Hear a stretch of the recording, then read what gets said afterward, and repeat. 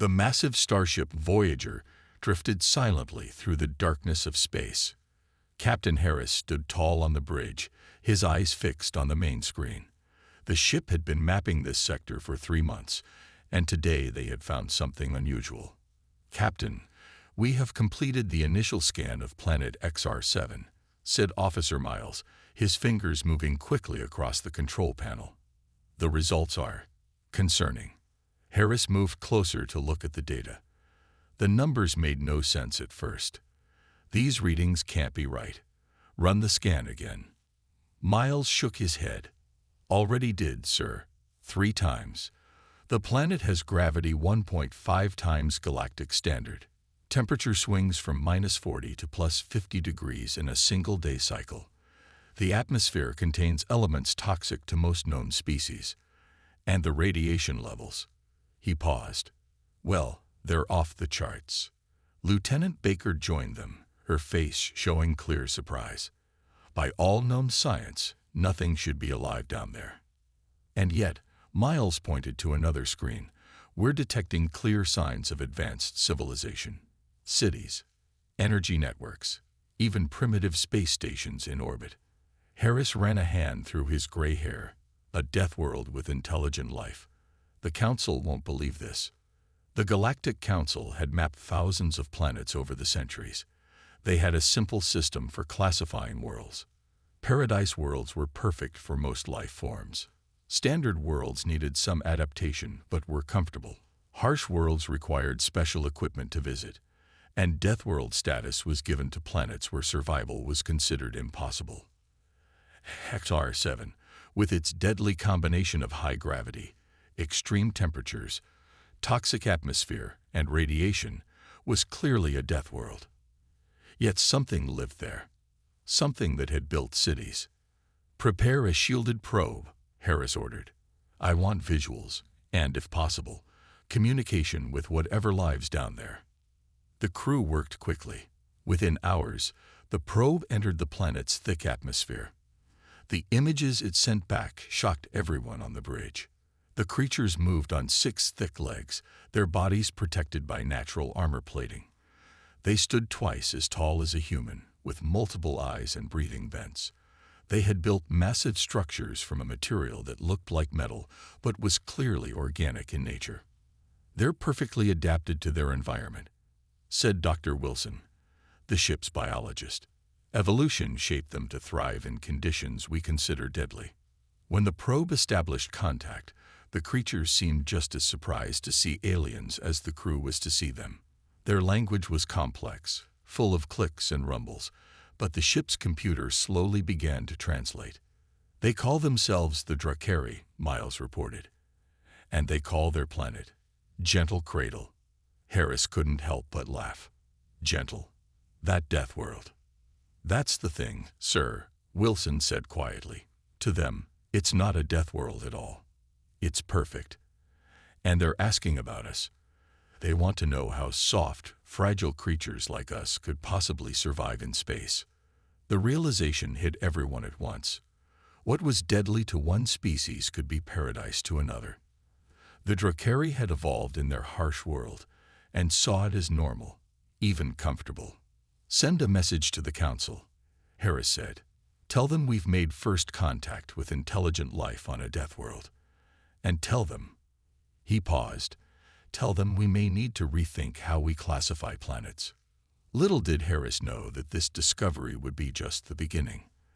The true shock would come later, when they learned about another death world, one much closer to home. Captain Harris spent 3 weeks in orbit around the Drakari homeworld. The ship's scientists worked day and night to learn about these strange beings who thrived in conditions that would kill most galactic citizens in minutes. "The Drakari have invited us to send a team to the surface," said Lieutenant Baker during the morning briefing. "They've built a special shelter that they think will keep us alive." Harris frowned. "How confident are we in their understanding of our biology?" Dr. Wilson adjusted his glasses. "Actually, they're quick learners. They've studied our probe's data and designed a facility that matches our life support requirements. Their scientific knowledge is impressive." "Very well," Harris decided. Prepare a landing team. Full environmental suits, constant monitoring, and emergency extraction protocols. He looked at the volunteers. No risks. At the first sign of trouble, you return to the ship. The landing team consisted of Dr. Wilson, Lieutenant Baker, and 2 security officers. Their shuttle descended through the toxic atmosphere, landing near a dome-like structure built specifically for them.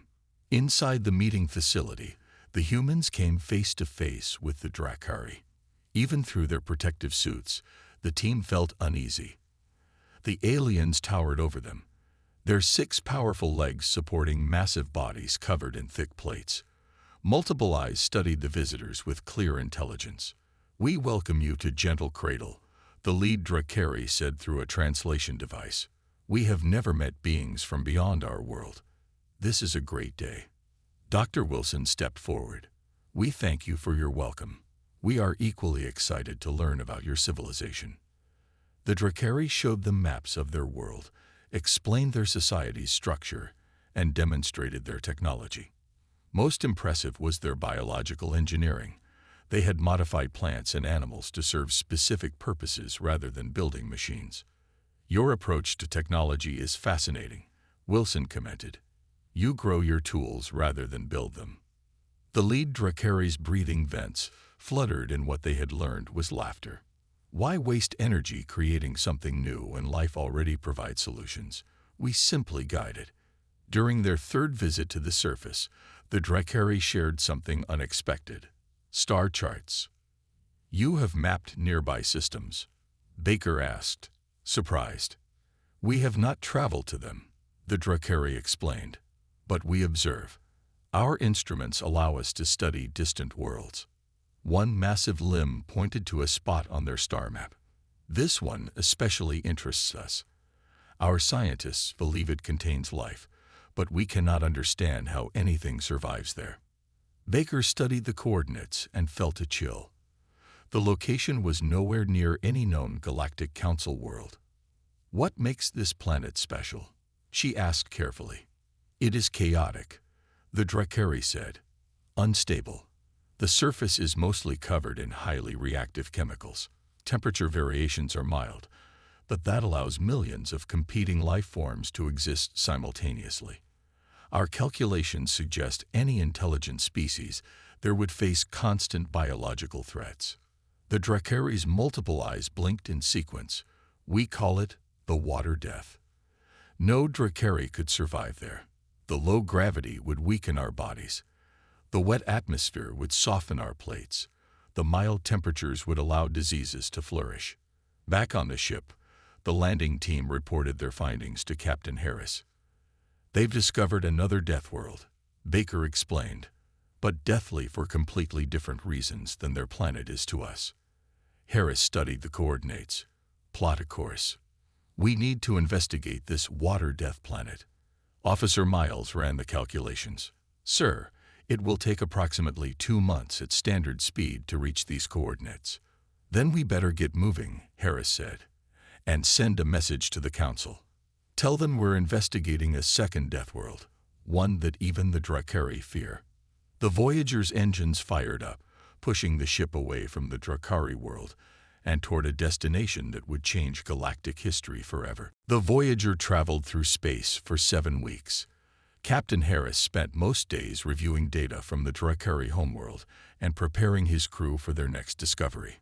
"We need to approach this carefully," Harris told his officers during their daily meeting.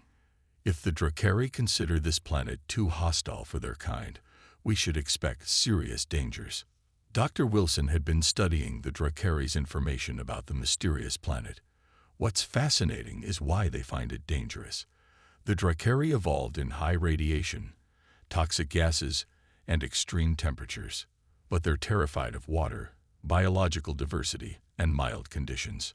One species' paradise is another's hell," Lieutenant Baker remarked. "Their bodies would literally dissolve in a humid environment." Officer Miles looked up from his console. "Captain, we're approaching the coordinates. Dropping to sublight speed now." The view screen showed a blue-green planet coming into view. It was smaller than the Drakari world, with swirling white cloud patterns and vast blue oceans. Several continents showed patches of green and brown. "Scan it," Harris ordered. Miles worked his controls. Gravity is approximately 1 g, slightly less than galactic standard. Atmosphere is nitrogen-oxygen mix. Surface is 71% covered in liquid water. Temperature ranges from -50 degrees at the poles to +50 at the equator, but most landmasses stay between 0 and 40 degrees. Dr. Wilson studied the biological readings with growing excitement. "Captain, these life-form readings are off the scale. The planet has millions of different species across multiple kingdoms and phyla. The biodiversity is unlike anything in our database. Any signs of intelligent life or civilization?" Harris asked. Baker adjusted some settings. "Yes, sir. Artificial structures on multiple continents, electronic communications, primitive satellite network, and," she paused, "artificial lights on the night side. Cities." Harris leaned forward in his chair. "So something has not only survived on this water-death planet, but built an advanced civilization. The biological competition alone should have prevented that," Wilson said, shaking his head. "Any evolving species would face constant threats from predators, parasites, diseases, and competing organisms. The Drakari were right to be amazed." "Take us into orbit," Harris ordered. "Standard observation protocols. I want detailed scans of everything. The biology, the civilizations, the technology level." As the Voyager entered orbit, they began receiving electronic transmissions from the planet, radio waves, television signals, and data transfers. The ship's computer worked to decode and translate the information. "Sir," Miles called out after several hours, "I think you should see this." He brought up an image on the main screen. The crew stared in stunned silence. The inhabitants of this Deathworld looked almost exactly like them.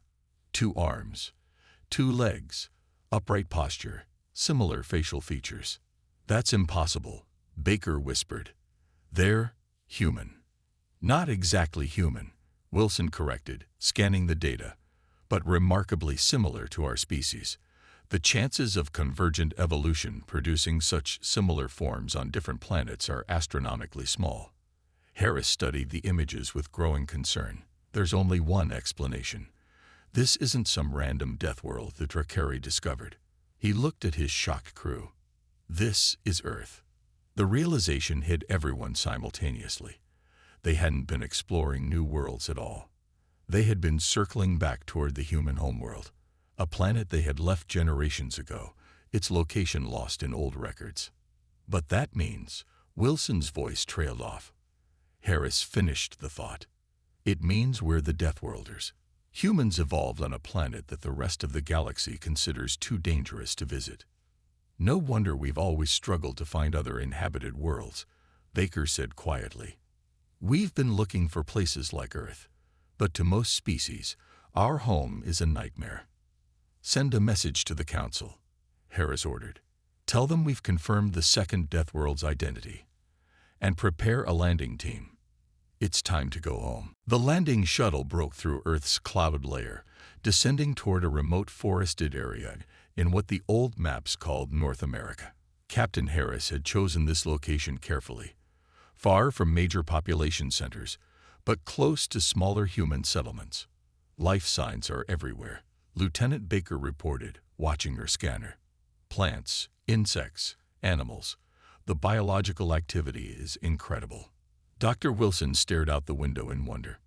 "To think, our ancestors evolved in this riot of life.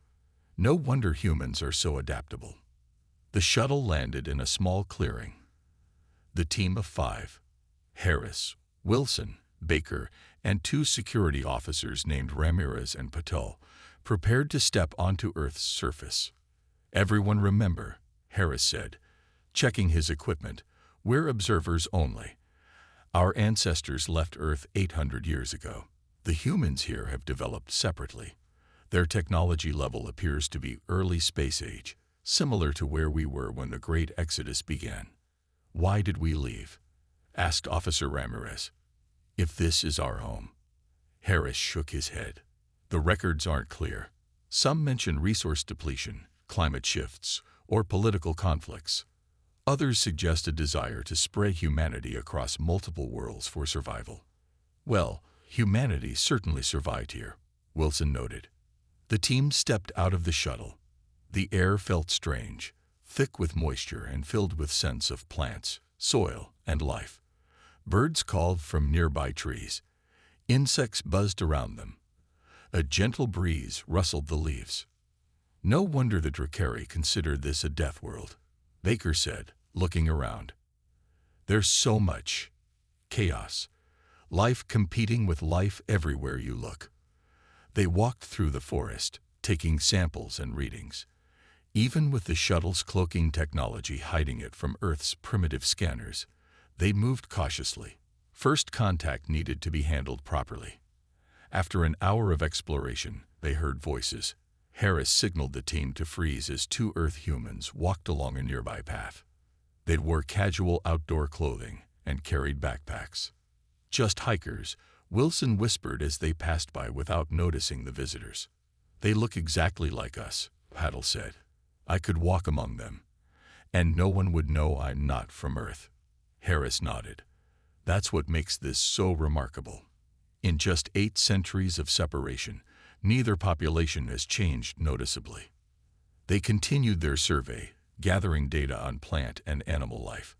The diversity was staggering. Thousands of species in just this small area. Wilson collected soil samples teeming with microorganisms. Look at this, he said, showing the team his findings. There are billions of bacteria in each handful of dirt. The Drakari would see this as a nightmare.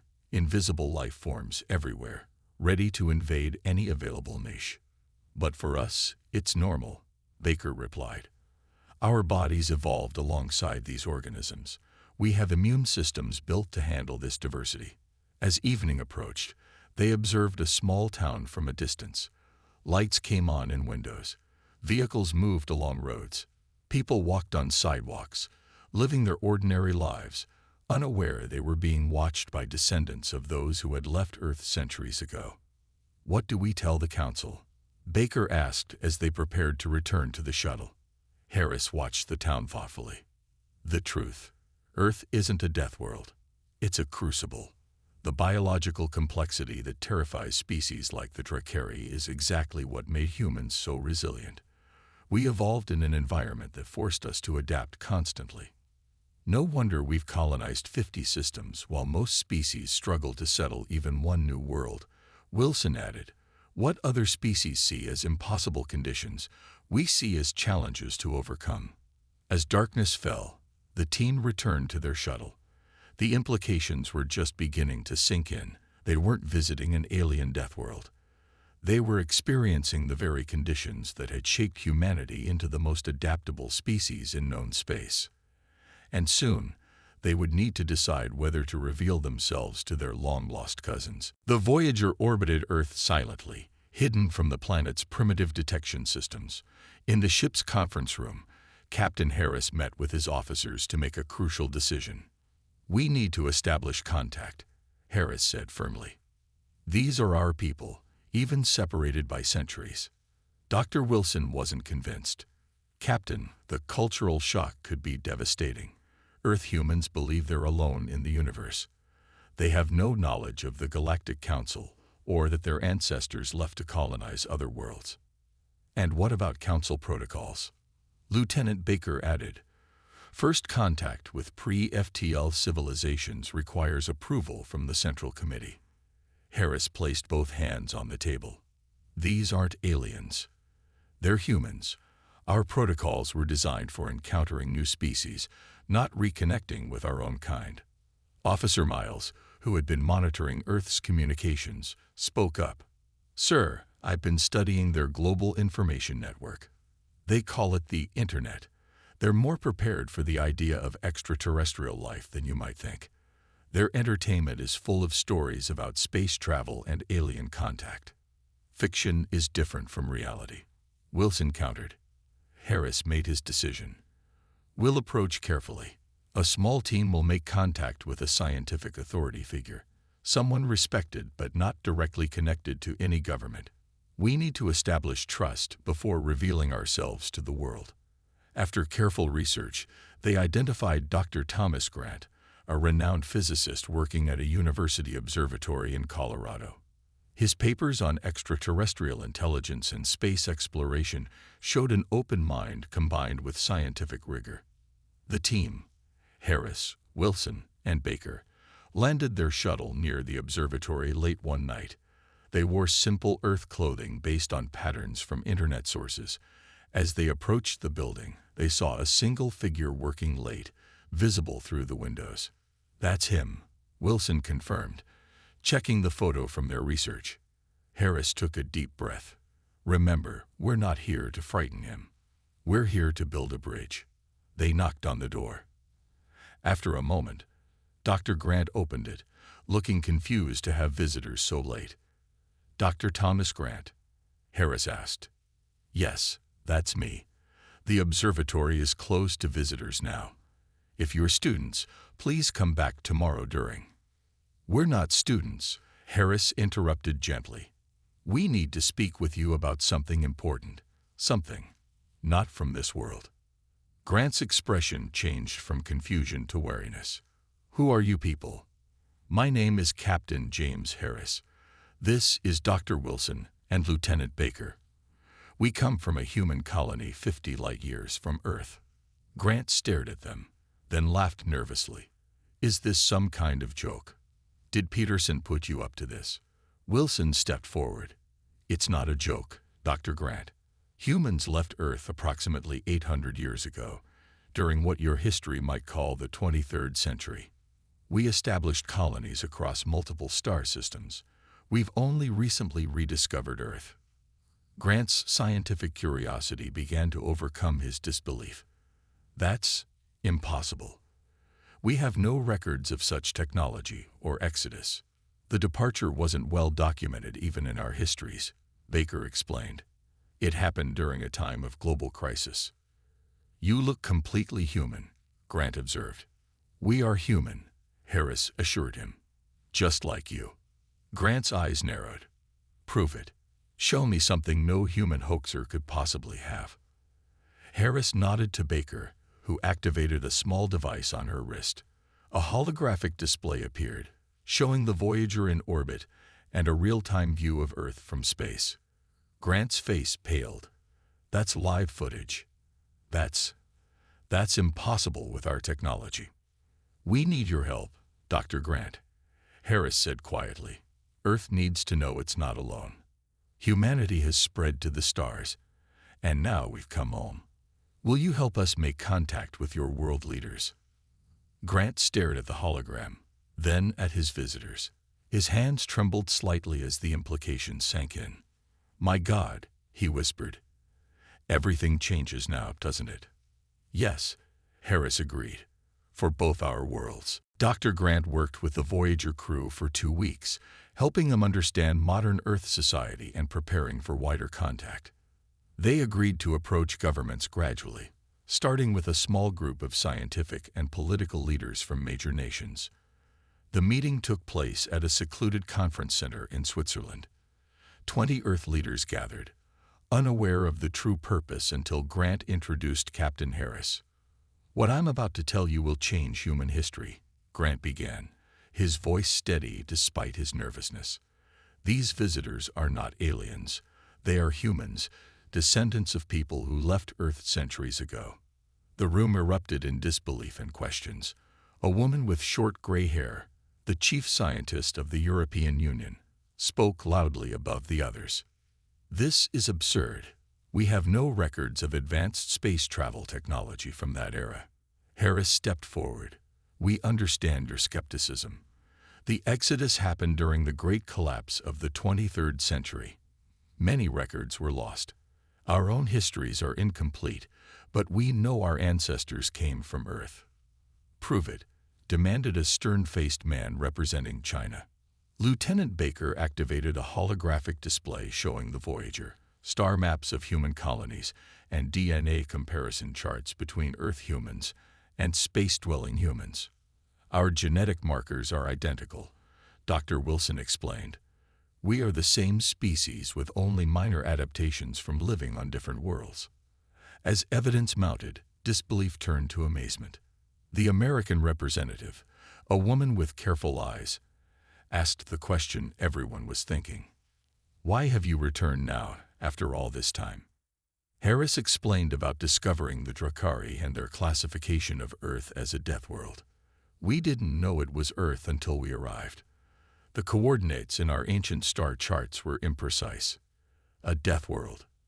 The Brazilian scientist looked confused. Earth is perfectly habitable. For humans, yes, Wilson answered. But to most galactic species, Earth is a nightmare of biological competition. The Drakari evolved on a planet with high radiation, extreme temperatures, and toxic atmosphere, but very little biological diversity. Their bodies can't handle the constant assault from microorganisms that Earth life faces every day. He displayed images of the Drakari. The Earth leaders gasped at the armored, six-legged giants. This is why humans have been so successful in space, Harris continued. We evolved in conditions that most species find impossible. Our immune systems, our adaptability, our resistance to environmental changes. These are extraordinary by galactic standards. Grant added, we've always wondered why we haven't detected alien signals. Now we know. We've been looking for life that evolved in Earth-like conditions, but those conditions are actually rare and considered hostile by most intelligent species. The Russian representative leaned forward. You're saying humans are super beings? Not exactly, Baker clarified. But we are uniquely adapted to survive in diverse environments. Most species can only live in conditions very similar to their homeworlds. Humans can adapt to almost anything. As understanding dawned, the mood in the room shifted. The implications were enormous. There are 50 human colonies out there, asked the Indian representative. All from Earth originally. Yes, Harris confirmed. And now we want to reconnect. Earth should join the Galactic Council as the human homeworld. The Japanese leader spoke thoughtfully. This will change everything. Our understanding of history, our place in the universe, our future as a species. Harris nodded. Your world faces challenges. Environmental pressures, resource limitations, political divisions. We faced similar issues. Together, we can solve them. And these other species? The American asked. These aliens who think our world is too dangerous. They're eager to understand how we survive here, Wilson said. And they have much to teach us as well. As the meeting continued late into the night, Earth's leaders began to grasp the new reality. Humanity wasn't alone. They weren't trapped on one fragile planet. And most surprisingly, the conditions they took for granted had made them uniquely suited to thrive among the stars. The truth about Earth would soon shock everyone. 1 year after first contact, the United Nations Great Hall in New York was filled to capacity. Representatives from every Earth nation sat alongside delegates from the 50 human colony worlds. Captain Harris, now Admiral Harris, stood at the podium addressing the historic gathering. Today marks the official reunion of humanity, Harris began, his voice carrying throughout the hall. For 8 centuries, our paths diverged. Now we stand together again as one species with a shared future. The past year had been transformative for Earth. The knowledge that humans had spread across multiple star systems had changed everything. Early fears and suspicions had given way to excitement and cooperation. The Galactic Council has unanimously approved Earth's membership, Harris continued. As humanity's birthplace, Earth will hold a special position among human worlds. Dr. Grant, now Earth's chief liaison to the colonies, sat in the front row. The past year had been the most extraordinary of his life. He had visited 3 colony worlds, seen technological marvels, and helped explain Earth culture to people whose ancestors had left long ago.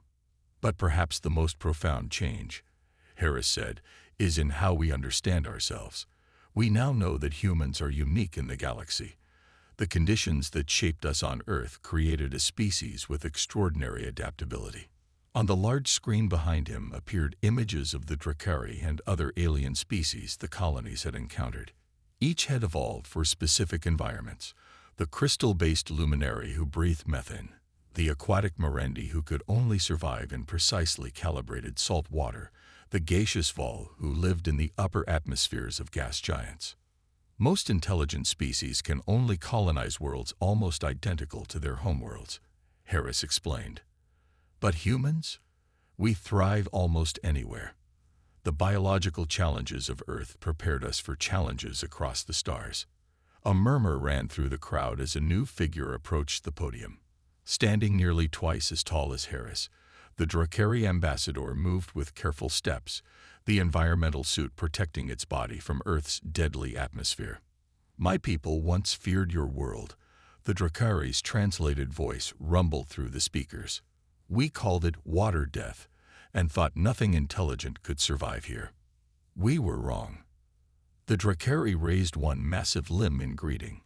"Your Earth is still deadly to us, but we now understand that this deadly world created something remarkable. You humans adapt where others cannot. You survive where others perish. You thrive where others fear to tread." The ambassador's multiple eyes blinked in sequence. The Galactic Council has existed for 2,000 years. In that time, most species colonized one or two perfectly matched worlds.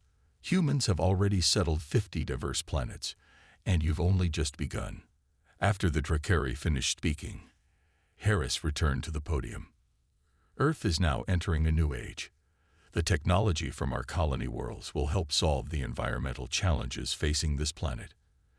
In return, Earth offers something precious: the biological diversity that made humans what we are."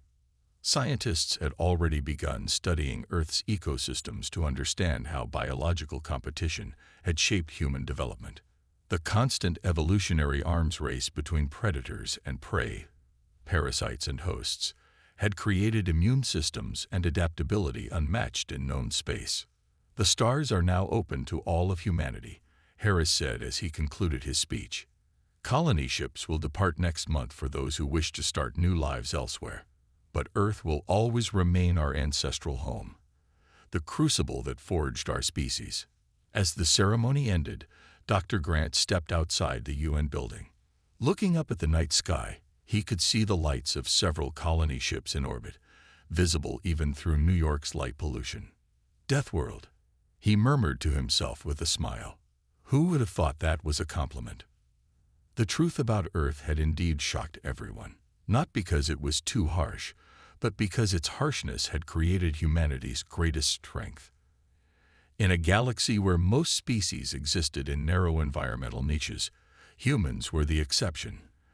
They were the children of a world that never stopped challenging them to adapt, to overcome, to survive.